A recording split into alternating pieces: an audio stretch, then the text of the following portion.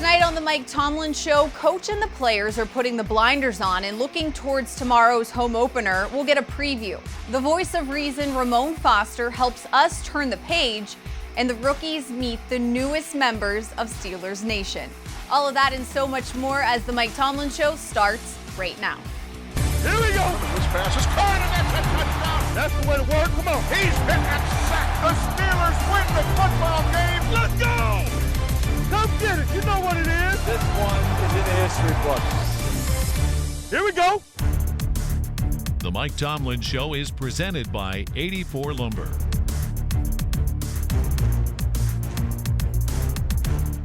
Hello and welcome to this edition of the Mike Tomlin Show. I'm Missy Matthews. There's a lot of adjectives you could use to describe last week's loss to the Patriots. Embarrassing and humbling come to mind. But it was Coach Tomlin who summed it up best after the game when he said there was no need to sugarcoat the loss and that his team just wasn't ready for primetime. This past week, I would not have even wanted to be a fly on the wall in the film room, as I'm sure it was not a pretty scene. But dissecting the team's performance is a necessary evil to learn from what went wrong. There's also nothing a player in the NFL needs more than a short memory, because the next game always comes in a hurry, like tomorrow's home opener at Heinz Field. Bob? All right, Missy, thanks very much. Yeah, home opener coming up. We're going to talk about that at length with Coach Mike Tomlin. But first, taking a look back, and I know that was a very disappointing loss for you guys. What is your biggest takeaway? You said that in your press conference that you guys were not ready for prime time. Mm-hmm. What specifically did that mean? You know, there's many ways that you could shape it or frame it. We weren't ready for prime time. We laid an egg or what have you. When I watched the tape and went back and reviewed it, it's very easy. It takes a few number of things to lay an egg in the National Football League. And on the offensive side of the ball, we had a poor plan and poor execution in short yardage, reflected by the results. And in a game like that, man, you can't afford to lose 4 or 5 short yardage like plays, because those are 4 or 5 non-scoring like possessions. And it happened in that game. Couple that with some drops and things of that nature, man, you got an opportunity to produce 3 points. And 3 points doesn't beat many people in the National Football League, let alone the New England Patriots. On the other side of the ball, we busted some coverages, man, and when you bust some coverages, they're going to score in the National Football League. I was telling some of our young guys that you bust a coverage in college, there's a potential that you could give up something big. You bust a coverage in the NFL, strike up the band, get your PAT block ready.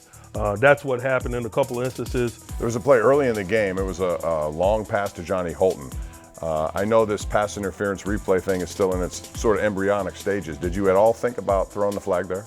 You know, there was some discussion, but not a lot of meaty discussion. One thing I know on a short period of time, getting exposure to how they operate, is very few circumstances that they're going to add a penalty, particularly that early in the game. I just have watched a lot of those decisions being made over the course of August and the early part of September, and I just have a feel that you got to tackle somebody, particularly at that stage of the game, to get New York to put a flag on, and that's why we didn't challenge. It was 20-0 at halftime. You guys had an opportunity real early, and it was a 4th down and goal from the one. You elected to kick the field goal instead of go for the touchdown. Debate about that? Not a lot of debate. We scored 0 in the first half. We thought it was important that we get some positivity and find some rhythm to start the second half of play. Again, that was one of the reasons why we went for the 4th down in the waning moments of the first half. Knowing that we were getting the ball in the second half, we wanted to bookend halftime potentially with a couple of scores and get us back into that football game. So we felt it was absolutely necessary to gain some positivity out of that experience and then build from there. Obviously, that got minimized once we gave up the big touchdown pass on the next possession in the blown assignment. All right, Steelers now have a chance to bounce back, and they've done that over the years quite nicely. Just look back to last year after the start, and they ended up going 7-2-1 to erase that start. We'll talk about the home opener coming up with head coach Mike Tomlin. Seattle comes to town. Don't see them too often at Heinz Field. Should be a great day for football. Missy, we'll do that when we come back. All right, thanks, Bob. And nothing but positive thoughts moving forward for the rest of tonight's show. You know, Big Ben actually had the right idea this week. I say, guys, look up. So the sun's still shining, the sky's still blue. And the best thing is we still get to play on Sunday. Coming up next, I turn to the locker room's voice of reason to help us move on to the Seattle Seahawks. Moving on to Seattle is definitely the main focus of us right now because we have to.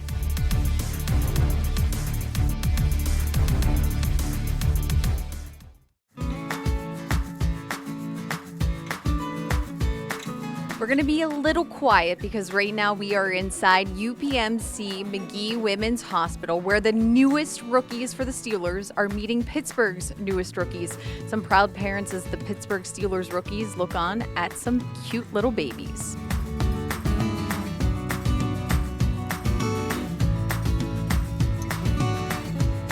What's the special touch that you guys have? I haven't heard any crying babies in the rooms you've gone I in. think it's the confidence we walk in with, honestly. It's an overwhelming calming presence from the duo of us. Exactly. But we're just baby guys. Baby guy. I've always been the baby guy.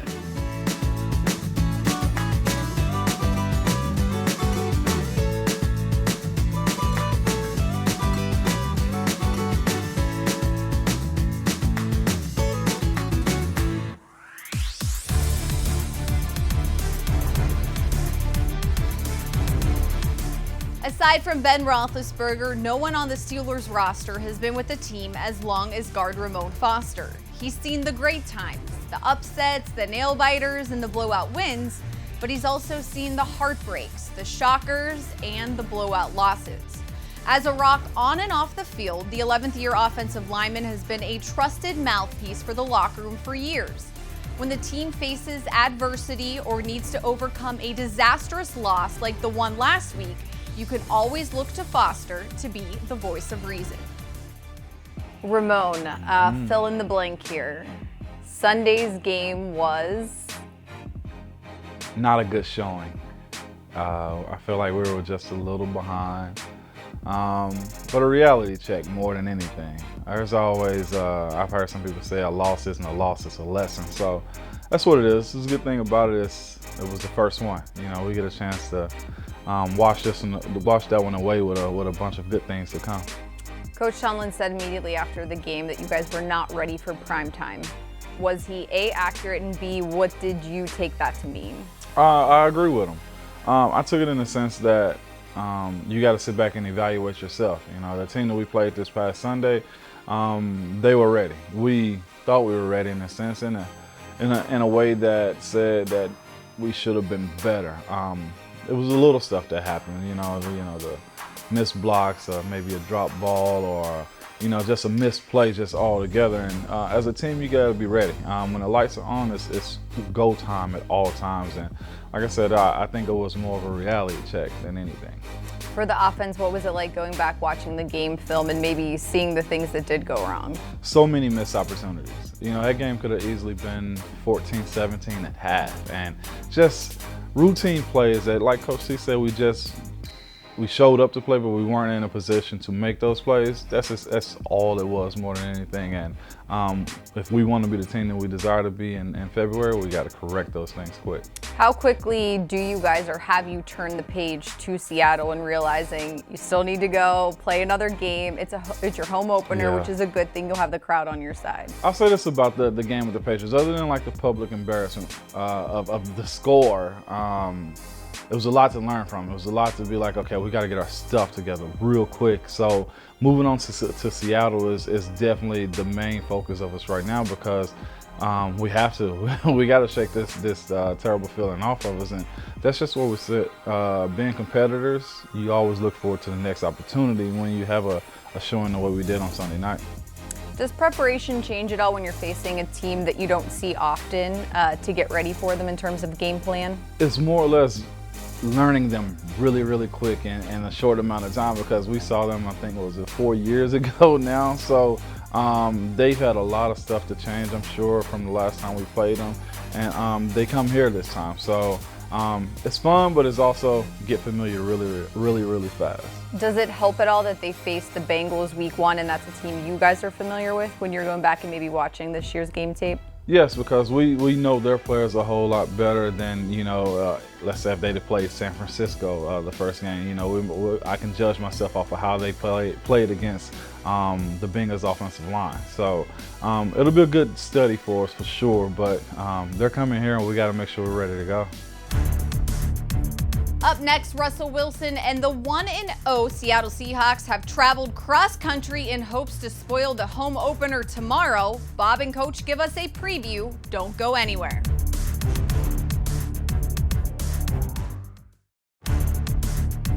The Mike Tomlin Show is presented by 84 Lumber. Are you 84 material? Visit 84lumber.com/careers to learn more. The Seahawks are a team that we just don't see that often. They haven't been to Heinz Field in 8 years, and the last time we played Seattle, Marcus Wheaton was the team's leading receiver.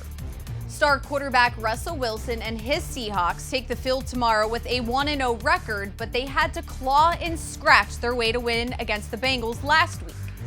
However, head coach Pete Carroll is known for starting his team slow, but typically finishing the season strong. There's a lot of unknowns with this NFC West contender, so let's head over to Bob and Coach to give us a scouting report on the Seahawks. All right, Missy, it's here. Finally, the home opener. Steeler fans have been waiting for quite some time, and you don't get a chance to see Seattle too often. And I know people like to see teams from the other conference. This is a good team, however, Coach, and it starts with their quarterback. He has been outstanding. It's a different test, I would imagine, than Tom Brady, although they're both good in the pot. But Russell Wilson offers a whole different package, doesn't he? Russell Wilson is a conventional NFL quarterback with unique mobile skills and abilities that are problematic for defenses. He's a capable runner. He has some design runs. They do it to level the playing field in the running game. You better be responsible and accountable for him. But also in the passing game, his ability to buy time and create and extend plays is unique. So he presents some big-time challenges. It make no doubt about it. He's a catalyst for a lot of positive things that go on with them, and working to defend those guys or working to play those guys in any of the phases of the game. I think the conversation kind of starts with Russell Wilson. You mentioned the running game, sort of like the Patriots. They have a lot of guys they can rely on. What's the challenge with that game, and is there any specific guy you want to focus on in their backfield? They got quality backs. The bottom line is they drafted Rashard Penny in round 1 to be a featured runner, and he has those capabilities. But a young man named Carson, begs to differ. He's got talents of his own. And so it's presented them with a unique challenge. They got 2 starter-capable runners in Carson and Penny.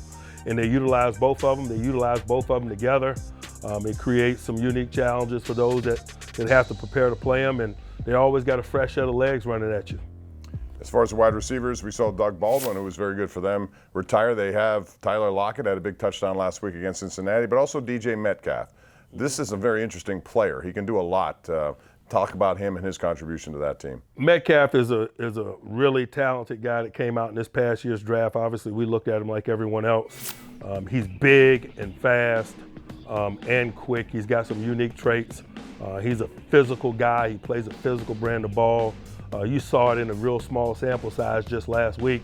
Some of the plays that he was able to make combat catches down the field in a scramble situation on a play that Russell extended.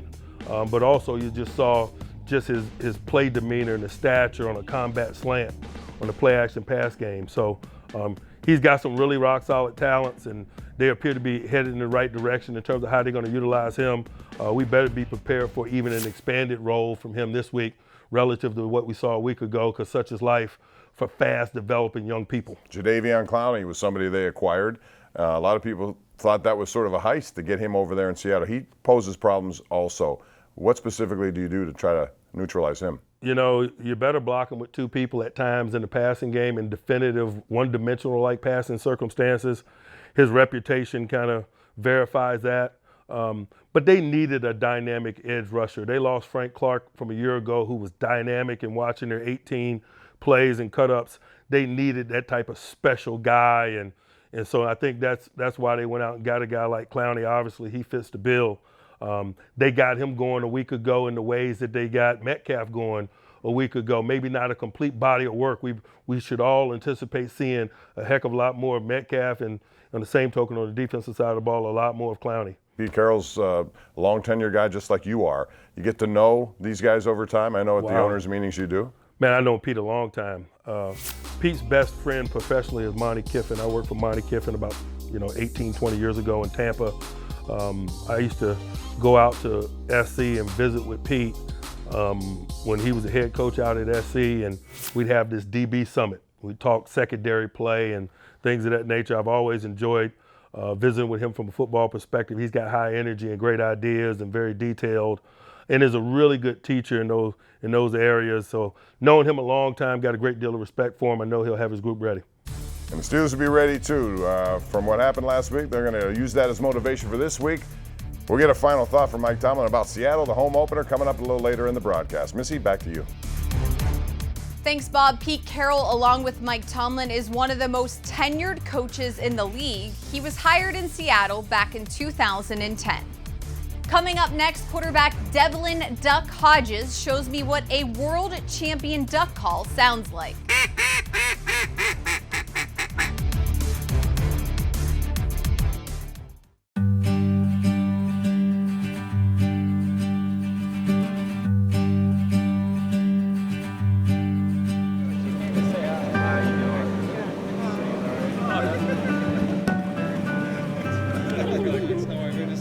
There's been more than 2,100 veterans and guests that have come through this facility. So, for us at the VA, it's an opportunity to connect with the veterans. They put their lives on the lines. They do the things that some people think are unimaginable, and like I said, it's hard to put into words of just the gratitude that I have, and the rest of everyone else here has for the veterans. So we've been lifelong Steelers fans and grew up an hour from the area, so it's pretty cool to be on the field and to be meeting some of the players, especially Alejandro being in the service himself. So obviously I have his jersey on tonight, and I think that's pretty cool that he's out here and all the other Steelers are out here doing this for us. 1, 2, 3, Steelers!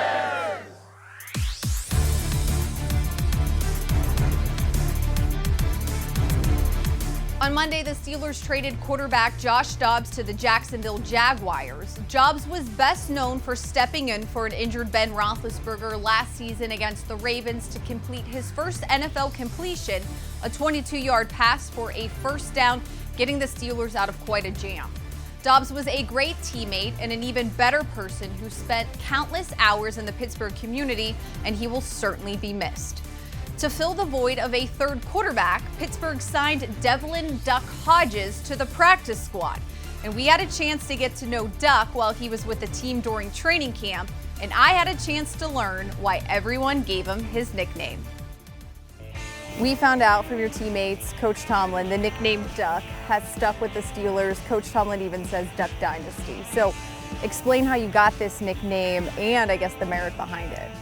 Yeah, so I got the nickname actually in college. My freshman year, I was kind of battling out for the quarterback position, and my head coach started calling me Duck, and then I was just doing really well, and then a bunch of guys on the team was like, hey, if he's Duck, it's duck season, and it kind of just caught on, and then it's stuck with me ever since. As far as the duck calling, I'm a big duck hunter. I mean, you got to call the ducks while you're hunting and get them to come in.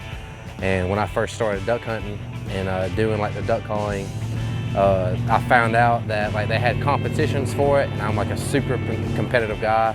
So I just kind of got into it, kind of learned how to do it, and started winning a bunch and became a champion. And a world champion, right? Yeah, that's right. All right, I don't know if we're gonna find any ducks that you could call in the river, but let's give it a shot. At least let us hear what this is all about. All right, so this is duck calling while you're out hunting for ducks. Okay.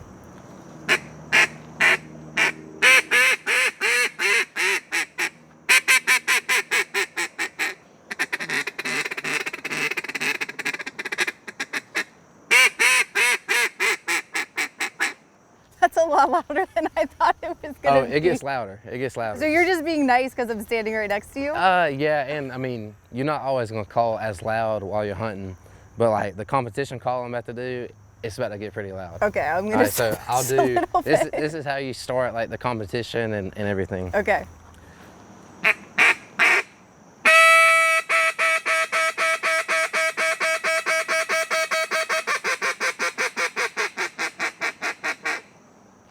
So that. Wow, so that's a world champion duck call right there. Yeah, I mean, there's obviously a lot more to it. So like, as far as like the competition, I mean, each round or whatever is like 90 seconds.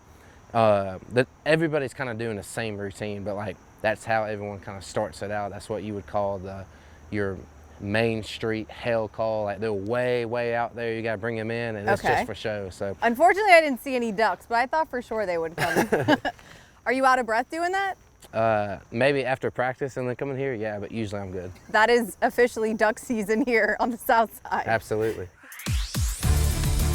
Well, that's going to do it for tonight. Thank you so much for joining us for this edition of the Mike Tomlin Show presented by 84 Lumber. Before we say goodnight, let's get some final thoughts from the head coach. All right, Missy, it should be fun. It's Centennial Weekend, celebrating the NFL's 100th year. And what a great way to do it with Seattle and Pittsburgh going head-to-head for the opener. I know you must be always excited. You've been here for a long time, but does the feeling ever change for you when you step onto the field at Heinz Field for opening day? Not at all. Man, it's something that you really, it's tough to put into words. Even just coming across the bridge, coming onto the North Shore for a 1 o'clock game and seeing the level of activity, things going on around the stadium, man, it's really exciting. I'm looking forward to it. But most importantly, man, I'm looking forward to our home crowd creating an atmosphere that's going to be difficult for Russell Wilson and company to operate in, man. There's a such thing as a home field advantage. It is real, and I'm looking forward to helping our crowd provide that for us against Russell and company. Seattle takes advantage of their fans. The Steeler Nation always stands up, and they'll do it again this week for the home opener. Coach, all the best. We appreciate it. Thank you. All right, that's the Mike Tomlin Show for this week. Reminder to you, the game is at 1 o'clock on Sunday. You'll see it on Fox. Afterwards, we have 2 hours of postgame on Pittsburgh CW, and the Steelers looking to get back at 1-1. What a great day for the opener. So for Missy Matthews and head coach Mike Tomlin, I'm Bob Pompiani. Thanks for joining us this week. We'll see you again next Saturday night right here for another edition of the Mike Tomlin Show.